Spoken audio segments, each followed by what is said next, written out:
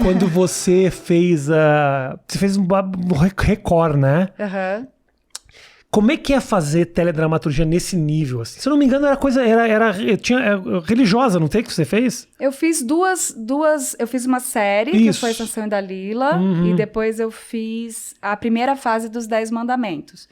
Eu fiz os 6 primeiros episódios, que era a fase ainda... Como é que é fazer essas coisas bíblicas na Record, assim, que o cara fala de um jeito, aí tem um extintor de incêndio, a pessoa tá de relógio.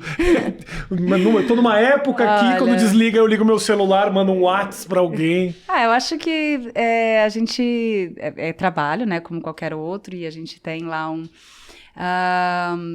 tentar entender um pouco a época, mas também entender que o que a gente tem de registro é também sempre o que se via sobre aquela época, assim, se você for estudar, assim, por exemplo, a Cleópatra, a gente estava falando sobre isso, né, até em questão, na minha faculdade, tradução, pensar em imagem, a imagem da Cleópatra. Se você bota ali no Google, imagem da Cleópatra, você vai ver diversas Cleópatras.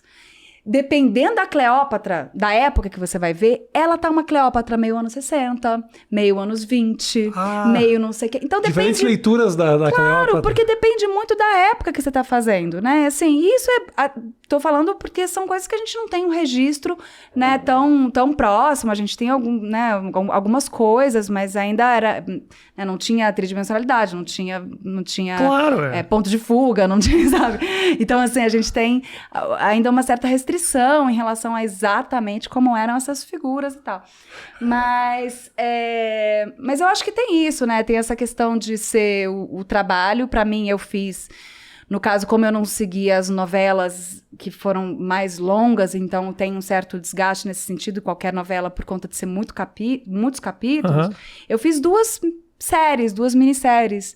E foi um trabalho que eu adorei fazer.